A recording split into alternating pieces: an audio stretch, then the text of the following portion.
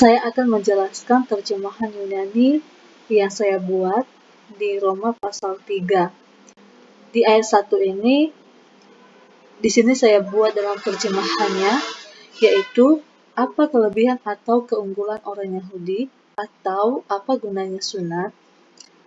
Dalam permulaan ayat ini, ayat yang 1, dalam bentuk pertanyaan atau kita bisa perhatikan interrogatifnya di sini. Ini ditunjukkan kepada orang Yahudi.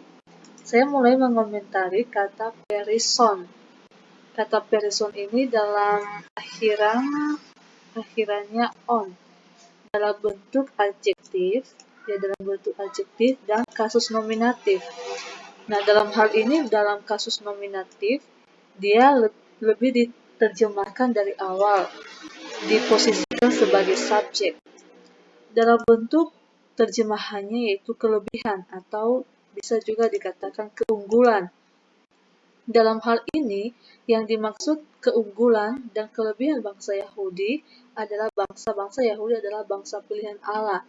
Kalau kita lihat kembali bagaimana Israel sebagai bangsa pilihan Allah yang Allah pilih sebagai umatnya. Nah, sebab dalam hal ini termasuk keunikan ya, atau dikatakan kelebihan bangsa Yahudi, karena mereka dari keturunan orang Israel. Nah, sebab kepada mereka dipercayakan hukum Taurat, nenek moyang mereka.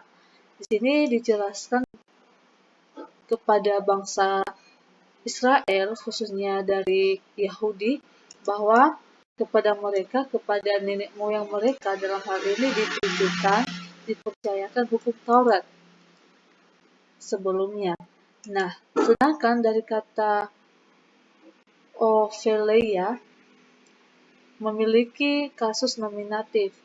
Kegunaan tes peristomes atau circumcision atau sunat yang dimaksud dijelaskan di Roma pasal 2 ayat 25 sampai 29. Jadi di ayat 1 ini dia lebih penekanan kelebihan, keunggulan orang Yahudi ini. Nah, kalau kita lihat apa sih gunanya sunat di sini? Nah, gunanya sunat di sini yaitu sebagai cermin untuk membedakan mana yang baik dan mana yang jahat. Saya akan coba buka di Roma pasal 2 ayat 25. Saya akan coba buka Roma 2 ayat 25. Sunat memang ada gunanya jika engkau mentaati hukum Taurat, tetapi jika engkau melanggar hukum Taurat, maka sunat itu tidak ada lagi gunanya. Jadi sunat ini memiliki fungsi yang sudah dijelaskan di Roma 2 ayat 25 sampai 29. Nah, saya lanjutkan. Di ayat 2 dikatakan, di dalam segala hal banyak sekali, terutama kepada mereka yang dipercayakan firman Allah. Nah, kata panta, tropon, proton dalam segala hal. Dalam segala hal ini mencakup secara keseluruhan universal yang merujuk kepada bangsa Yahudi, bahwa mereka pada dahulunya adalah bangsa Israel yang diangkat menjadi anak, dan kepada mereka telah menerima kemuliaan, perjanjian, hukum Taurat, dan ibadah, dan dari keturunan mereka telah lahir Mesias. Nah, di sini kita akan masuk di ayat ketiga. Ada sedikit sesuatu hal yang harus kita pahami di sini. Namun, apakah orang yang tidak percaya dapat membatalkan kesetiaan Allah? Di sini saya memakai kata namun ya, atau terjemahan gar di sini. Nah, tenses yang dimaksud dalam hal ini yaitu future Future ini menyatakan sesuatu hal, kejadian, atau kegiatan yang akan terjadi di waktu yang akan datang, di masa depan. Bentuk terjemahannya yaitu nullify, membatalkan, dibatalkan, atau menggagalkan. Nah, dalam hal ini, orang yang tidak setia kepada Allah tidak membatalkan kesetiaan Allah, karena Allah adalah setia. Di sini kan ditekankan yaitu apakah orang yang tidak percaya dapat membatalkan kesetiaan Allah. Nah, di sini kita harus mengetahui bahwa kalau kita lihat manusia yang saat ini menjauh dari Allah, tidak setia kepada Allah, tidak percaya kepada Allah, tidak menerima Yesus Kristus sebagai juru selamat. Dan hal ini tidak bisa membatalkan kesetiaan Allah. Allah tetap setia.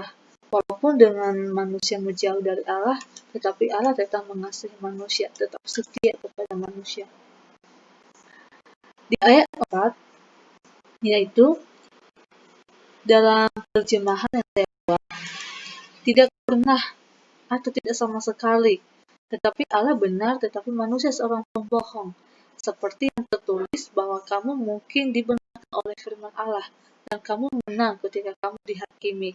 Nah, sebelum saya mendalami penjelasannya, di ayat 4 ini, dia awali dengan kata tidak. Kata tidak ini adalah merujuk pada sesuatu hal yang ditolak, tidak pernah terjadi, tidak sama sekali. Nah, di ayat 4 ini memiliki hubungan di ayat 3, ayat sebelumnya. Jadi, berhubungan dari ayat 3 sampai 4 ini adalah merujuk bahwa tidak ada satupun yang bisa membatalkan kesetiaan Allah. Maka saya akan menerjemahkan di sini tidak sama sekali. Nah, tetapi Allah benar. Nah, penekanan ini yang ditekankan oleh Paulus dalam hal ini adalah kata me genoito, tidak pernah, tidak sama sekali. Dari penekanan ini berdasarkan dari ayat 3, sebab tidak ada seorang pun yang bisa membatalkan kesetiaan Allah. Yang spesifiknya dalam ayat 4 ini, kata the, ini dalam bentuk conjunction ya, penghubung. Dan pemilihan kata conjunction ini juga harus bisa disesuaikan dengan konteks sebelumnya. Saya lebih memilih kata tetapi untuk melanjutkan penjelasan kalimat sebelumnya. Sedangkan kata ho, theos, aletes dalam hal ini menyatakan sesuatu hal yang spesifik karena diikuti dengan kata ho. Kata ho ini yaitu definite article. Yang spesifik yang dimaksud di sini adalah the truth God, yaitu kebenaran Allah atau Allah yang benar. Paulus begitu tegas dan menekankan bahwa Allah benar, artinya tidak ada unsur kesalahan. Ketika dibilang benar, tidak ada sesuatu hal yang unsur kesalahan, ketidakbenaran, artinya spesifiknya itu benar. Nah, sedangkan kata pas, the anthropos ini adalah manusia, merujuk pada manusia. Ini adalah akhiran os. Kalau kita lihat anthropos ini berakhiran os. Manusia adalah sebagai pembohong. Pembohong dalam arti hal ini adalah dosa. Bahkan Allah sendiri tidak pernah berdosa. Allah benar. Bahkan manusia yang tidak benar karena manusia sendiri, kalau kita lihat, memiliki natur dosa sampai saat ini. Jadi Allah adalah Allah yang penuh dengan keilahian. Dia tidak berdosa. Dia tetap Allah yang benar dan Allah yang setia. Oke, saya lanjutkan lagi di ayat kelima. Tetapi jika ketidakbenaran kita menunjukkan kebenaran Allah, apa yang harus kita katakan? Menimbulkan murka Allah? Aku berkata menurut manusia katakan. Kata he ini di awal definite artikel, menyatakan sesuatu yang spesifik yang sudah saya jelaskan dari awal. Adikia di sini yaitu unrighteousness, ketidakbenaran. Unsur dari ketidakbenaran otomatis dalam hal ini adalah ada kesalahan. Sebab ketidakbenaran yang dilakukan oleh manusia adalah dosa di hadapan Allah. Tetapi kembali dari ayat sebelumnya yang mengatakan bahwa Allah benar. Kita baca di Roma 5 ayat 8. Akan tetapi Allah menunjukkan kasih-Nya kepada kita oleh karena Kristus telah mati untuk kita ketika kita masih berdosa. Nah, di ayat 6 ini ada yang menarik lagi nih, seperti di ayat 4. Nah, di sini saya buat terjemahannya. Sama sekali tidak. Jika tidak, bagaimana Allah menghakimi dunia? Dalam hal ini, me genoito dalam penekanan yang keras yang dijelaskan oleh Paulus bahwa krine ini bentuk kata kerja. Tesisnya future, menyatakan kegiatan atau sesuatu hal yang terjadi yang akan datang di waktu yang mendatang. Dalam hal ini, melakukan penghakiman yang dimaksud adalah Allah. Yang melakukan penghakiman, yang menghakimi dalam hal ini Allah sendiri, Theos. Karena kita melihat dalam bentuk tesis yang dimaksud adalah yang akan datang, pasti yang akan datang yang dimaksud adalah Tuhan Yesus Kristus sendiri yang akan menjadi hakim pada akhir zaman.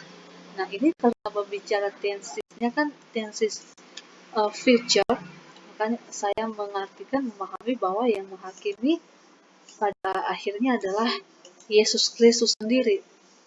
Nah, maka penghakiman Allah akan terjadi pada waktu dan ketentuan yang tertulis berdasarkan Alkitab. Prinsipnya adalah bahwa kita sebagai manusia tidak tahu waktu yang dikatakan tersebut yang secara spesifik. Kita bisa baca di Roma 2 ayat 16. Kemudian di ayat 7. Tetapi jika kebenaran Allah berlimpah oleh kemuliaannya, mengapa saya masih seorang yang dihakimi? Kata gar di sini terjemahannya saya buat tetapi. Ini ada sesuatu hal yang diperbandingkan ya istilahnya. Nah, karena diikuti dengan kata defini artikel he aletheia to theo. Aletheia ini dia termasuk kasus nominatif, otomatis diterjemahkan sebagai subjek. Dalam hal ini merujuk pada kebenaran Allah. Penjelasan ini berdasarkan pada ayat sebelumnya, yaitu Roma 3 ayat 4. Di ayat 8, tidakkah mereka yang fitnah mengatakan kepada kita bahwa mari kita melakukan sesuatu hal yang mendatangkan kebaikan, sebab mereka itulah yang dihukum. Nah, ini berkaitan juga ya dengan pasal sebelumnya, di pasal 1, di pasal 2. Jadi sangat berhubungan bagaimana kita bisa melihat dari latar belakang dari pasal-pasal yang sudah saya jelaskan di video sebelumnya, bahwa di Roma pasal 1, pasal 2 sampai pasal 3 ini sangat berhubungan. Nah, di sini saya mulai mengkomentari di ayat 8 ini, yaitu kata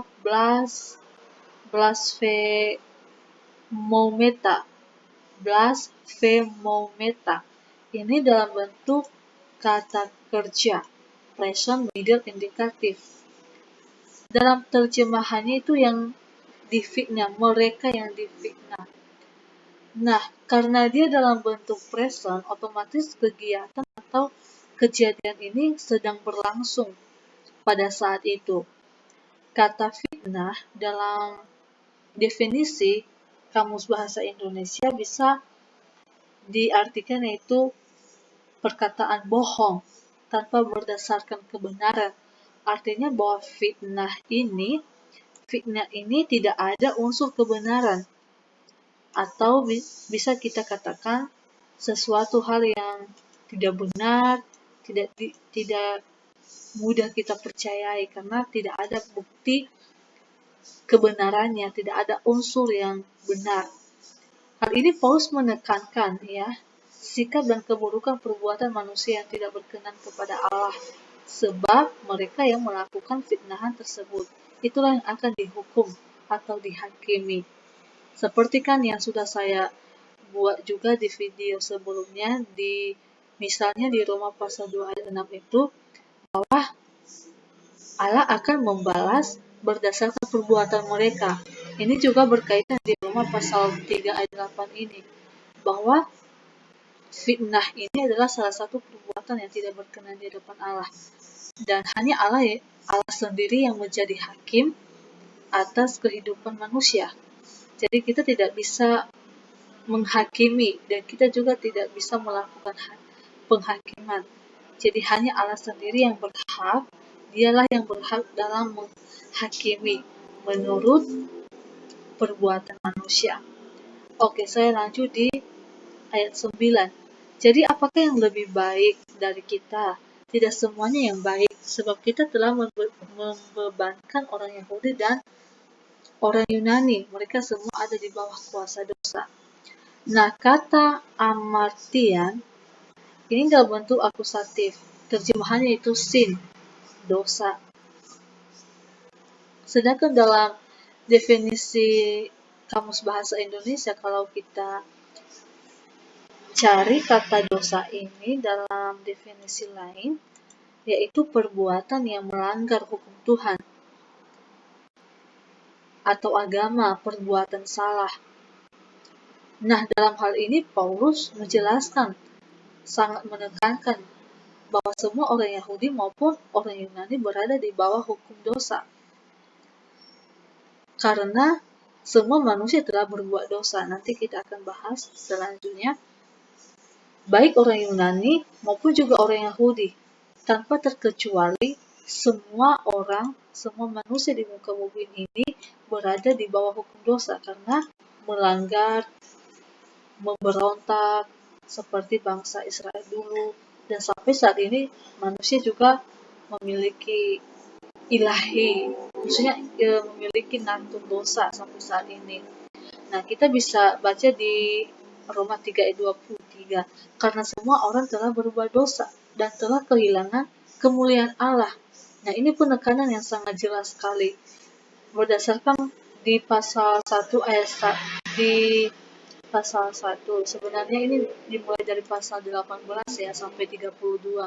Bahwa dari ayat ini menceritakan sikap hidup manusia yang tidak berkenan kepada Allah. Jadi dalam hal ini kita juga belajar dan memahami bahwa tidak ada satupun manusia di dunia ini yang benar dan yang tak bercacat di hadapan Allah. Sebab manusia yang penuh dengan dosa di hadapan Allah. Tetapi oleh karena kasih karunia Allah, manusia telah dibenarkan dari belenggu dosa dan hidup dalam anugerah Allah melalui yaitu penebus dan kematian Yesus di kayu salib. Nah, penekanan lagi di ayat 10 ini, telah tertulis tidak ada yang benar, bahkan satu pun tidak. Ini secara spesifiknya ya dijelaskan oleh Paulus, bahkan sangat jelas penekanannya di ayat 10 ini melanjutkan penjelasan dari di ayat sebelumnya. Salah satunya termasuk di ayat 9 bahwa tidak ada satupun manusia yang benar di hadapan Allah. Tidak ada kebenaran. Ini all dikaios. Tidak ada satupun ini adalah benar-benar mencakup secara keseluruhan. Keseluruhan ini semua. Tidak ada satupun unsur yang benar, tidak ada satupun yang berbuat benar di hadapan Allah. Kata dikaios ini adalah bentuk kata sifat. Dalam hal ini Paulus menegaskan bahwa manusia tidak ada satupun yang melakukan kebenaran, benar, atau benar di hadapan Allah. Nah, di ayat 11 ini lagi yang mengatakan tidak ada yang berpengertian dan tidak ada satupun yang mencari Allah. Saya mulai dari mengomentari kata ekseton. Ini dalam bentuk kata kerja. Sebelum dari kata kerja ekseton ini diikuti yaitu definisi artikel. Dalam terjemahannya, seeking out, sedangkan kata dasarnya yaitu ekseteo, present aktif, maskulin singular nominatif. Dalam terjemahannya adalah I seek out, atau kita bisa lihat ini presentnya suatu kegiatan yang sedang berlangsung. Dalam hal ini bahwa Paulus menjelaskan manusia cenderung melakukan kejahatan daripada melakukan kebenaran di hadapan Allah. Nah, jadi intinya di pasal 9 ini sangat menjelaskan dan menekankan bahwa Allah adalah benar, Allah adalah setia. Sedangkan manusia adalah manusia yang penuh dengan dosa, manusia yang melakukan pelanggaran, pemberontakan di depan Allah. Tetapi Allah tetap benar dan tidak ada satupun yang bisa mengganggalkan kesetiaan Allah atau membatalkan kesetiaan Allah. Nah, demikian video yang saya buat di tempat 3 ini. Sekian dan terima kasih.